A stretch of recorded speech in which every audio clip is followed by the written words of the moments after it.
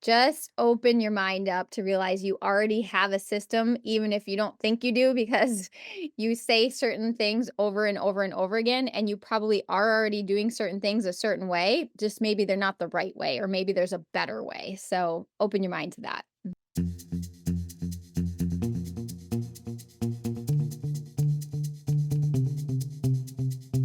Hello, and welcome to Build Your Remarkable Practice podcast.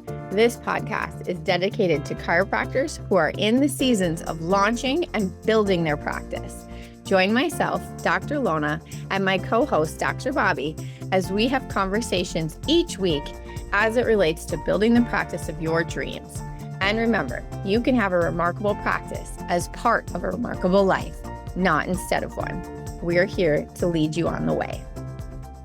Welcome back, guys, to the Build Your Remarkable Practice podcast. And I'm joined today with the amazing Dr. Lona. Dr. Lona, what's going on, lady? How are you doing? How's your weekend going? I'm doing great. I even got a nap in with my 3-year-old today, and now I get to spend my afternoon with you. Life is good. Don't you love a good nap? Are you a napper? Do you nap during the day sometimes? Oh yeah. Oh yeah. And especially with breastfeeding and having small kids, like naps are like life survival 101, you know? Yeah. Man, I love a good nap. So I remember in practice in the early days, I still every now and again can do this, but in the early days, I would do a morning shift. So I'd be adjusting, a 3-hour hit in the morning, and then I'd have a 3-hour break in the middle of the day, and then I'd have a 3-hour hit in the afternoon going into the evening. And I used to love, I go to the gym, right? I go for a workout, I have a nice meal, and then I find myself on one of the chiropractic benches just in the open adjusting area, napping literally on my back with my arms on my side. Can't roll anywhere. So can't roll from the left to the right. But just 20-minute nap, beautiful. I love it. And even to this day, I've got a little, she's 13 months old now, but I still manage to sneak in a nap every now and again. I absolutely love Yes. it. Yes. And when you're like asking yourself to perform at high levels, like these little things like naps that seem like, oh, I don't know if I should do this. It's like, that's actually what gives you like the recharge to get out and then like grind harder. So I think naps are amazing. And Oh, especially, 100%. And you got to listen to your body. So one of the things that recently, when I say recently, probably about 3.5 years ago now, my wife for my birthday bought me an Aura ring, right?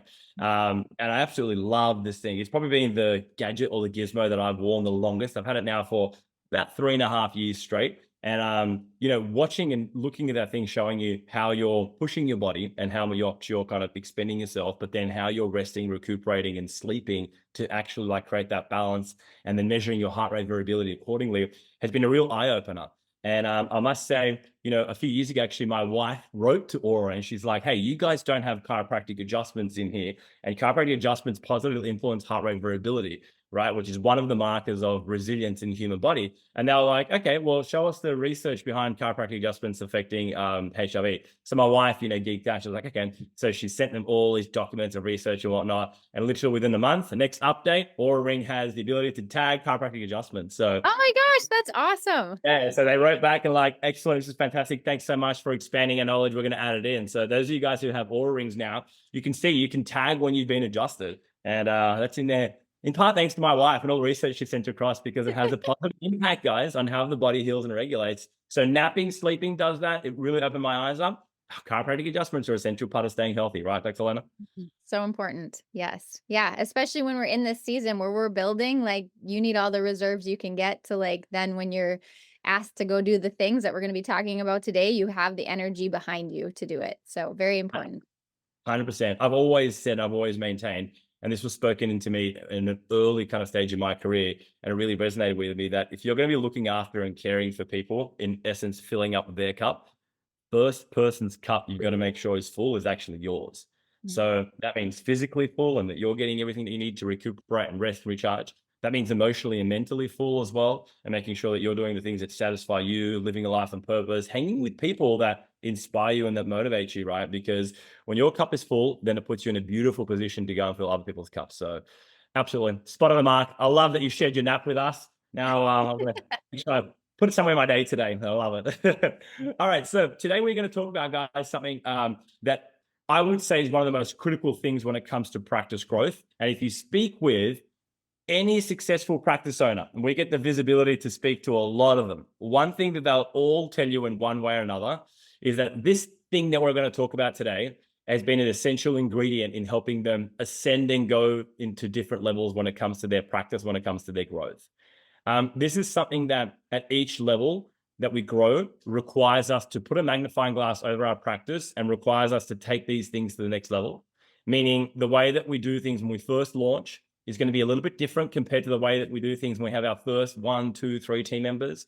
Is going to be a little bit different and evolved compared to when we do it when we have 3 chiros, 4 chiros, 10 team members, 15. And again, it will be much different again once we start getting to multiple locations and we have enterprise offices, people that will have, even dozens of offices. And so that one thing that I'm talking about, guys, that has to evolve and it's super important. You may have guessed it. I'm talking about your systems. So your systems for predictable practice growth. And when I hear systems, what comes to mind for me, Dr. Lona, and I'm interested to see what comes to mind for you when you first hear systems.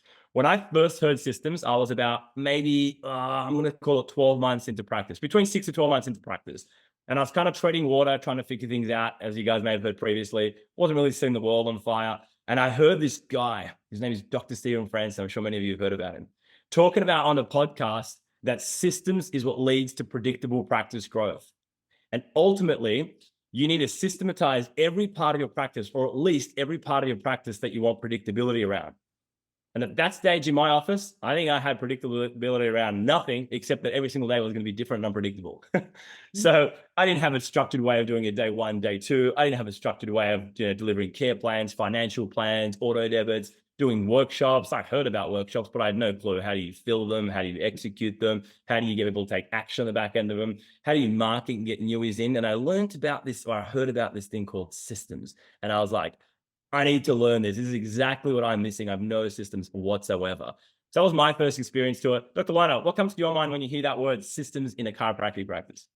Yeah. So now when I think about systems, the word that comes up for me is flow. But really, I look at like everything should flow and there's better energy when nobody's guessing. But when I think about like my own trajectory with learning systems, I think I shared on one of the earlier podcasts that I felt like I had a house of cards.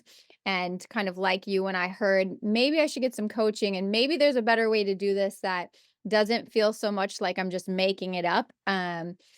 As I go. And that was brought to me in some of my first coaching that I had in the first year or 2 of practice, which was like, yes, there needs to be a repeatable way that everything is done. And you've got to figure that out, first of all, for like your part of the bargain, but then your team certainly is going to have systems in place. And now having coached with the Remarkable Practice for the last 5 years, man, nobody does systems better than TRP, and teaching you systems around almost anything that you can think of as it relates to the chiropractic business model. So systems, if you're a little scared about what that means, or maybe you're someone who's like, but I don't want to do scripts, because I resonated with feeling like, oh, I don't know if I want to feel like I have to memorize something. Just open your mind up to realize you already have a system, even if you don't think you do, because you say certain things over and over and over again, and you probably are already doing certain things a certain way, just maybe they're not the right way, or maybe there's a better way. So open your mind to that. Yes, 100%. And I remember my experience with this. I'll share a quick story with you all. So 6 months into my practice when I purchased it, I was like, I need a break. I need a holiday, right? I'm like been working, focusing on the wrong areas. Looking back on it, Dr. Lona, I was busy without being massively productive, right? So I was 6 months in and I was like, I need to take a vacation. And, I'm based in Australia. So I was like, I want to go to Europe. Anyone who knows Australia to Europe, it's like 22, 23-hour flight. And usually when you go for at least 3 weeks. If you're going to do that on a plane for 23 hours, you're going to be there for at least 3 weeks. But I was like, I don't have 3 weeks to spare, but I need to recharge my battery. I'm like burnt out. So my wife, she's like, or my girlfriend at the time, she's like, okay, you're going on a break to Europe, even if it's for like 9 days. And I was like, let's do it. So I flew 1 day to Europe, 1 day back. That's 2 days lost. I had 7 days there, recharge the battery. And I had my first locum. And here's the point of the story. At that point, I had no systems at all. It was all in my mind, right? And when this first became really evident to me is when I decided that I'm going to take my first vacation or first holiday. So if you're listening to this, guys, and maybe you're in launch, maybe you're in build, right? Maybe you're in scale. One of the things I know is you're going to need to take a holiday. In fact, one of the things I know is you'll need to take regular vacation time to keep the iron and to keep the saw sharp. Okay. So it's not like, well, I'll think about holidays and vacations down the line. No. They are essential part of growth, they're essential part of success. So for me, the first eye opener that my systems were so deficient is when I had a locum come in to take over that first, 9 days that I was away, and trying to explain to her, Lona, what was in my head. And like, so here's kind of how we do a day one. And then usually this person's on this care plan because of this and this. And it was just an absolute mess. And what happened is I came back, 10 days later to my office, and my office had dropped roughly by about 30%, right? At that stage, I didn't know why. I was like, why has it dropped? I've only been gone for like 10 days, right? And 30% drop for me at that time was pretty substantial. Then fast forward 3 years later, and this was the big eye-opening moment for me. Once I had systems and predictable way of doing things. And, I had a locum coming in that was going to be covering me. And this time I was going away for 3 weeks. I'm like, I'm going to Europe for 3 weeks, okay? And locum came in, I was like, all right, so here's exactly when you is. They come from these avenues. So these are our primary sources of new patient, A, B, C, D, E, right? Now, when they come in, here's the day one process. Our CAs are going to do an office tour always. They'll do a meet and greet. At that point, you'll go to the new patient lounge. You'll call people through. Here's how we do the meet and greet, acknowledge referrer. Here's how we do chief complaint. And then we go through OPQRST, pre-consult, right? And as I'm going through this locum was looking at me and going, man, there's like a system for everything. And I was like, yeah, I guess there is. And so 3.5 weeks later, when I came back from my vacation, guess what happened? Do you reckon the practice went down, Dr. Lona, stayed the same, or went up? What's your guess? I'm going to guess you're going to say it went up. Oh, yeah, you guessed right. The practice went up, right? And this locum, when I'm talking to them, they're like, oh my goodness, I'm like a professional locum. So I do locums everywhere. And he goes, this last 3 weeks here has been the easiest locum I've ever had in my life. And I'm like, why is that? His name is Dr. Aaron. Okay, Aaron, why is that?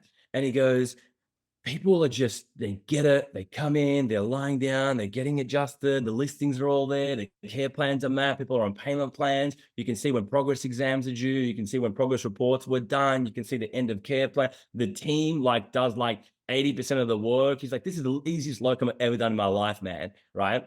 And he's like, this is exactly how it should be. And guys, I can tell you the primary difference was systems. That's where it comes down to, right? And a great team that do your systems too, right? Exactly. And a great team that can execute the system, which even building a great team has a system behind it, right? This is the thing that we want you guys to see. So Dr. Lona, why don't you take us through? So in practice, we talk about that there's different types of systems. And we say that there's 4 pillars, or there's 4 primary areas you need to build systems around. With the first 3 being when you're in launch and build, these first 3 are areas that you really need to nail down. And then later when you're in scale, you need to go back and refine these 3 areas in order to be able to take your practice to the next level with more team members. Why don't you take us through what are the different systems that lead to predictable practice growth? And then we can unpack them in a bit more detail as well. Yeah. So the 3 pillars are attraction, like new patient action. Where are they coming from? How do you know that they're going to repeatedly come to the practice? And that's from everything from prospects and leads to walking into the door, and they've actually scheduled that first new patient appointment and they're showing up. And then conversion, which is taking that new patient that showed up and converting them into someone who's begun on a care plan or starting chiropractic care. So this is where I think we mentioned on one of the other podcasts, this is like an emotional time for most people. They're coming in, they might be scared, they have things going on with their bodies, and they are still shopping. So if this can be a yes experience for them, that's what we always talk about in our office, is this day 1, day 2 needs to be this process of oh my gosh, somebody listened to me. I liked it here. They smiled, they knew my name. And this again isn't something that, just randomly happens. There's a whole system to how we make that connection really a positive one. And then the third one is retention, converting that person from someone who's okay, I think I like it here, I'm going to get started, I don't really know much about this thing called chiropractic, to wow, this is mind blowing. I'm sad I didn't start chiropractic earlier, and I'm going to get all my friends in because now I understand chiropractic. And that, for most of us that are probably listening to this podcast, is something where when you think about how chiropractic has transformed your life, even if you weren't a chiropractor, my guess is from the knowledge base that you have, you would prioritize getting your spine checked regularly. How do we create practice members or patients who know what we know? And now, even if they move across the world, they're looking for a chiropractor. So those are 3 pillars. Hold on. And I can tell you, when those people come to another office, let's say if they've gone through your office, Dr. Lona, and then they come over to the other side of the world here to see me, when they've come from a practice that has predictable systems, it is the easiest transfer of care. It is the easiest continuation. It is the best outcomes for a practice member, because they know exactly what they're up to. There's this beautiful transfer, and our patients love it all the time. We see it all the time, right? compared to Right. starting from fresh with a new chiro. Where were they up to? What kind of care plans different to what I'm doing? And it's just all over the place, right? Yeah. Yeah. So what I heard you say there is we need systems around attraction, so predictably bringing new patients to our office, conversion, converting them to proper care plans, and then retention, taking people into people who understand the value of long-term care and chiropractic. Is that right? Yes. Yep. Yeah. So here's one of the things that we know. Before we actually later on get into more detail with this podcast, guys, around the actual systems and how to execute them and how to incorporate them into your office and how do we, start rocking some of these exciting things that exist under each one of these subtitles. Here's one thing that I want you to almost write this down when you've got a chance and underline this, okay, and remind yourself of this regularly. In fact, your next team meeting, if you haven't heard this before, bring this to your team meeting, guys, and go into deeper detail with this. You ready? So your attraction, your ability inside of your office to predictably bring new patients in. And the key word there is predictably, which means every single month you get the amount of new patients that you require in order to hit your goals that you've laid out for your office. Well, your attraction will be a reflection of your certainty. So how certain you are around chiropractic, around the principles, around communicating it, how certain you are around what it is that we do in the body, around how it is that we help humanity achieve optimal health, how certain your team is around this, right? Because certainty is an attractive trait. When you see someone who has high levels of certainty, man, it's a super attractive trait. We love it. We seek out people to have high levels of certainty. So your attraction will be a reflection of your certainty. Your conversion will be a reflection of your conviction. Now, for me, conviction means if I'm hearing you talk about something, so if you're taking me through a day 2 conversion process, a report of findings, and you're giving me recommendations for care, conviction means how do I feel about how you feel what you're telling me? So if I feel as though you're telling me something, but yeah, you're not really that passionate about it. You're not really that kind of grounded in like exactly what you're telling me. You're not really super high level, 100% certain about what you're telling me. Like, oh, there seems to be like inconsistencies or incongruencies here. That to me will come across as you have a low level of conviction. Whereas if I'm like, oh no, what you're telling me, you're absolutely passionate about, you're spot on the mark. I can see that completely, like this is exactly what you believe. That means, wow, this person has a high level of conviction. So your certainty will be a reflection of your conviction. And then your retention, meaning your ability to retain people long-term so they can actually get the best outcomes when it comes to their health, will be a reflection of your clarity. Clarity means how clear is it for people at all times? What does care look like inside your office? What are the different phases of care? Where am I up to with my care? Okay, where am I going next? Because interesting little experiment I ran a few years ago, Dr. Lona. I was at, in the early days, we used to do a lot of screening. So we built a full screening team, which we still have. But I would be on the front lines along with in the early days. And I used to love asking people this question. I used to ask people this question all the time. And it was, hey, do you see a chiropractor? And a lot of people, most people would say no, but a lot of them would actually say, oh, I did in the past, right? And then when I asked them, why did you stop seeing a chiropractor? What do you reckon the most common answer was that I got, like the line out of curiosity? Do you reckon it was people were like, oh, I'm not happy with chiropractic, it was rubbish? Or do you reckon it was like, oh, I'm not really sure? What do you reckon the most common answer that is that I got when I was asking that question? Um, Probably just that they helped and that was kind of it. Like that was all that they thought it was there for. Exactly right. So I didn't get answers of like chiropractic is crap, didn't work. Okay. The answers that I got all the time, it was like a broken record. I made it a point to ask this question. And the answer that I always got was, I don't know. I just got like it helped. I just feel a little bit lost where I was up to. Mhm. Or after a while, it just felt like, come back next week, come back next week, come back next week. Or after a while, I was like, oh, just, $65, $65 every single time. Or after a while, I was just like, well, that's good. It helped. It was fantastic. I felt really good, right? And then, yeah, I just, it stopped because I'm feeling really good, right? What's been your experience with this, Dr. Lyon, people dropping out of care? What have you found, when you look at the public and you look at, other chiropractors that you work with, do you find that to be true as well? What's been your experience with this? Yeah, I think you bring up a huge point. And one thing I was thinking about when you talked about the clarity is a game changer for me in realizing where we were incongruent in this was how hard we'd train on attraction and conversion, like new patient processes or ROF processes, maybe even the first reeval process. But then we wouldn't train as hard on like year 1, year 2 reevals because it was kind of like, oh, yeah, well, they get it. So it's just like easy. And so I realized it was actually flip-flopped in how we were doing our training is that we needed to have more clarity of how we were going to have those conversations and stay relevant for the people that are our people and we're putting more energy into them versus the people that were brand new to the office. And I think we have that flip-flopped in chiropractic a lot of times where we put so much emphasis on the front end that we forget so much about our back end. And that's why people are leaving in droves from our practices. Yeah, absolutely. Spot on. I've had that experience personally ourselves as well. And one thing that's important that we remind ourselves regularly. So we actually today are having a major team training, and this is on the agenda for today's training. And that is that the conversion process. So when someone is coming into our office, the day one, day two process, never forget that conversion is emotional, meaning that people are going to start caring your office based on how you make them feel. And based on how you make them feel is, do you have an empathetic connection with the person? So day one, I used to think that the purpose of day one, and this is what I've got to put into my system, is to like get a diagnosis, is to find exactly what's the tissue and lesion, is to on day one straight away work out what the right schedule of care is to day one work out, okay, what's the recommendation? How much is it going to cost them? Deliver the first adjustment. I used to think that's what day one was about.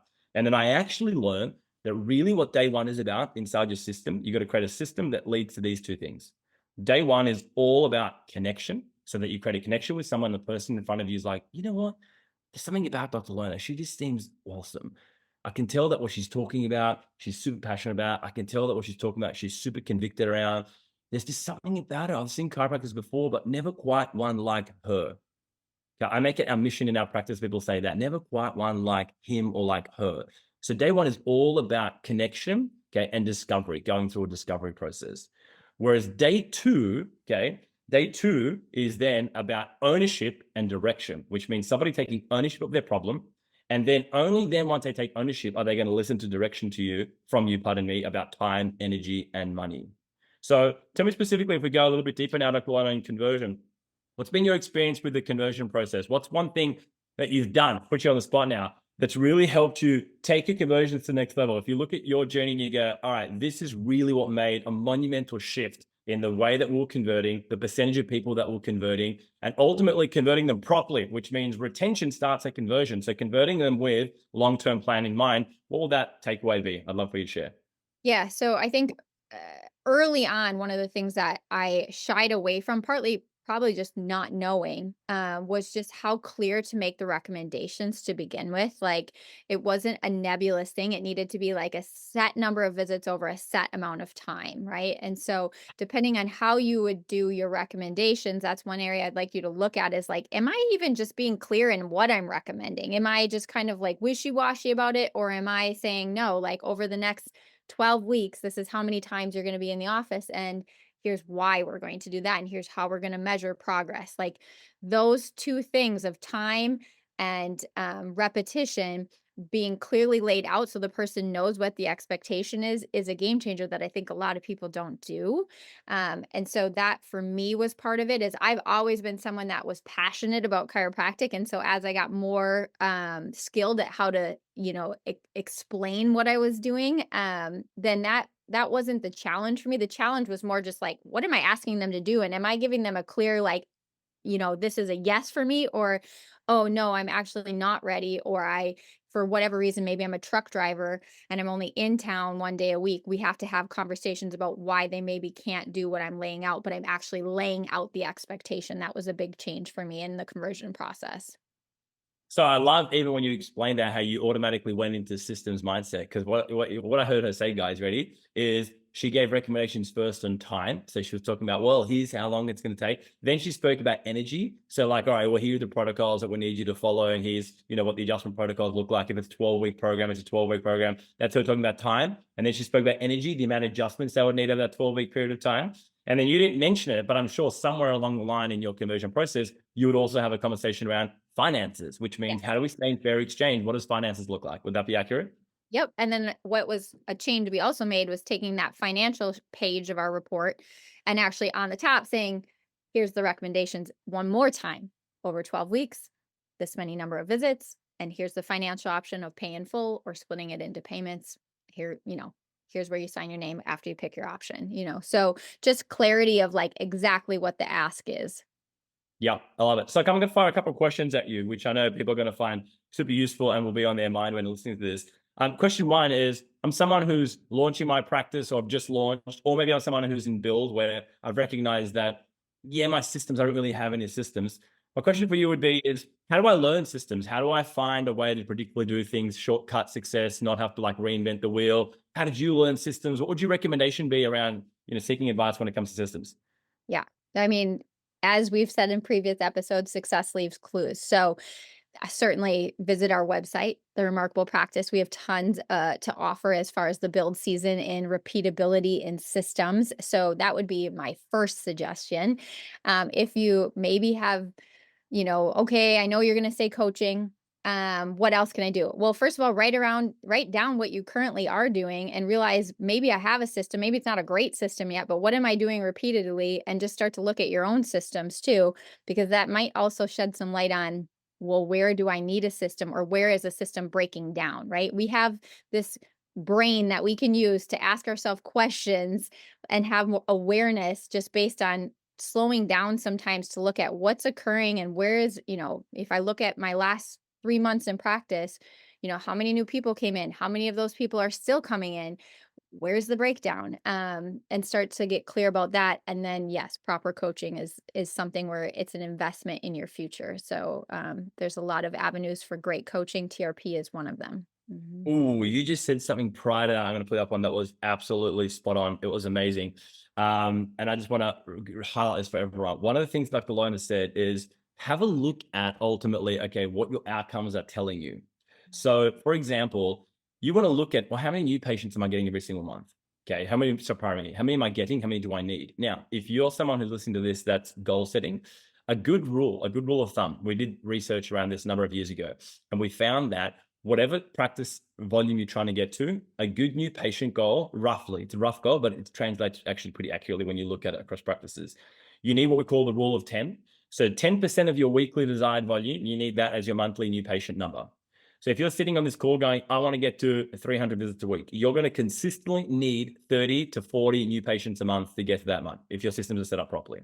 If you're listening to this call and you're like, we're an office that has multiple DCs, we're in 750 visits a week, want to get to 1,000. Gotcha. You're going to need consistently about 100 to 110 new patients a month consistently, right? So look at your goals and kind of go, okay, well, are we getting the amount of new users that we need based on the goals we're trying to move towards? Then have a look at, okay, if you're converting people, what percentage of people are starting care? Now, I often see, Dr. Lona, people say things like, oh, yeah, you know what, my conversion is not a problem. Yeah, no, they start care, but they drop out of care. Okay, gotcha. Well, have a look at where do they drop out of care? Because I'm going to say, if they're dropping out of care before visit 12, before visit 24, before visit 36, you actually still don't have a retention problem. You've actually got a conversion problem, because retention and long-term relationships starts with clear expectations and agreements in the front end, which means you want to have a conversion process that actually sets people up for retention, that you have clear expectations around time, energy, money, about their role in this process, about your role in this process, around the checkpoints that are going to be occurring, around the re-exam and the re-report points that are going to be occurring in this, right? But your stats and your data will show you exactly, all right, where is it that you have an issue? Now, let's say you're looking at your feedback, your stats, and it's telling you, you know what, people are dropping out at like visit number 87. Okay, gotcha. Visit number 87, somewhere in the corrective phase of care, the midpoint, there's some retention issues that we're missing there. We need to maybe add advanced workshops. Are you doing a better results faster workshop where you're pre-framing the different phases of care inside of your office, right? And maybe you say, I am doing it, but maybe it needs to be refined. It needs to have things added to it, right? So you want to look at exactly what are your stats telling you, so you can work out where in your systems do you need to fine tune, tweak, add things, or where are you missing things. Lona, what's been your experience with this? Is this how you get feedback? I know that you guys scale to multiple practices, and the second part of my question to you is, how do your systems have to change and evolve when you've got one practice that's kicking butt, and now you want to turn that into two practices that are kicking butt, or three or four in your case, or more? What have you found your experience with that? How that had to change your systems? Yeah. So, Bobby, I think you're talking about some really important things. And I'm imagining we'll do a whole episode on this at some point, which is knowing your numbers. And I think one of the biggest hurdles that many of us have in the season of build is that we're starting to become like, let's say we're getting our systems where they're repeatable and we're seeing growth because we're doing things a set way and there's more efficiency and there's more flow. Now it's like, some of the time you maybe had doing other things is being filled in different ways, and so you get to this point where sometimes I think you don't know the deeper level of your stats and what they show you, and so I imagine we'll do a whole episode on stats. But first and foremost, because I want to underline this, if you're not keeping stats on your practice, it's really hard then to know any of what we're talking about. Like, I don't actually know if people are converting. I don't actually know where people are falling out. And so my experience with all of what you said there is just like, you got to rip the band-aid off and realize there's a lot to learn about this thing called doing chiropractic business. And just because you maybe are starting to realize how little you maybe are doing or know about some of this doesn't mean that you're bad or you're like not doing well. It just means like we all wake up at some point and realize like, man, there's a lot more for me to learn here. So that was part of my curve, is recognizing I had stats. I was keeping my like daily patients and my daily, new patients and how many reevals, but I didn't actually know how to like really squeeze the juice out of understanding what they were telling me, which then also led to where it was challenging to know where to invest in the practice, as far as like, do we have a new patient issue? I don't know. Do we have a conversion issue? I don't know. And this is where coaching will solve some of that for you as well, is to really know how to look at your numbers and have them help you decide what are the next things you need to work on for growth in the business.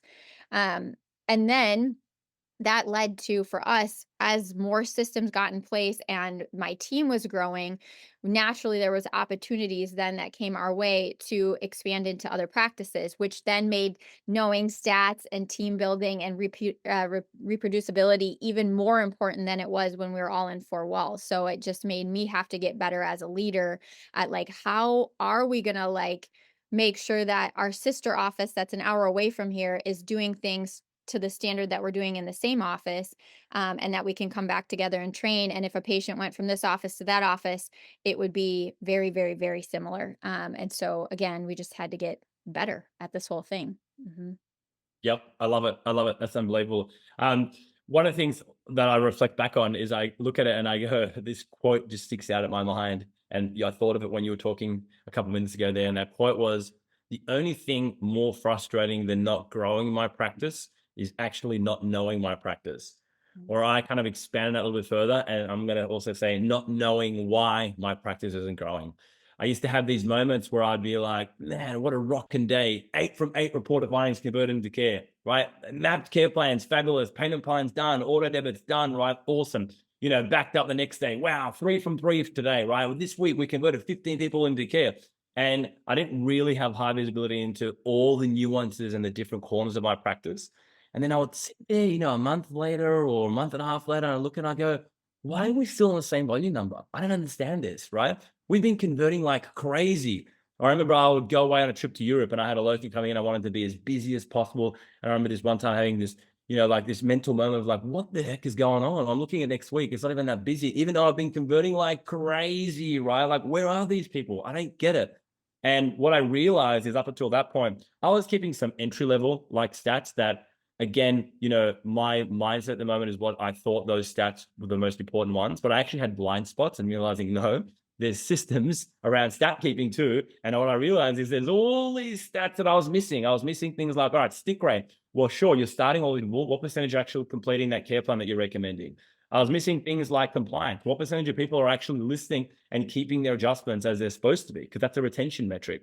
I was missing things like re-sign, reconversion rates, right? I wasn't counting how many re-signs I was doing and working out what that percentage was compared to the reports that I did earlier to see how many people had actually made it to the re-sign.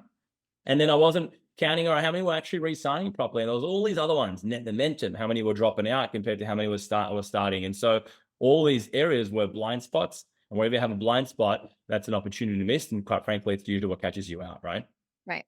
Yeah, and Bobby, I think, and then this is like near enough in my last 5, 6 years where I realized, like, if you're listening to this and you feel super overwhelmed just because you're like, man, I'm not even keeping stats. Like, we got to start somewhere. And just knowing that this is an area that you're really exposing yourself by sticking your head in the sand to not know your stats. And like Bobby said, there is a rhythm to how you keep stats, and eventually your team keeps stats for you. So if you're like sitting here like, in sweats because you're like, that sounds like a lot of work for me to try and gather that data. There's even like companies that can plug into your EHR to get a lot of the stats for you. So I know for me at first, I was like, I just want to stick my head in the sand because I don't want to know, because it sounds like a lot of work for me to get all of this. But that's not probably what we're after as far as growth and taking chiropractic to the next level of service for humanity. So. Yep, absolutely. So big takeaway, guys, remember there's systems for predictability. If you want predictable growth, predictable new patients, a way to do a conversion process, retain people, because we do our best work over time. And we haven't spoken about it today, but we're going to talk about it very soon. Building then a team, there's a predictable way to find awesome people and onboard them and train them properly. Then you're going to need to, with time, get your systems sharper and sharper and sharper. And there's ways to do that. Guys, we talked about today a lot about conversion. So one of the things we're going to give you, we're all about gifts here. I want to give you something that can help you with that. So we're going to, in the show notes, guys, if you want a copy of our day 1, day 2 scripts around the conversion process. So day 1, what's the order to follow? What do some scripts look like for day 1? Then day 2, everything that we do in the remarkable practice when it comes to conversion, we convert to retain. That's the big idea here.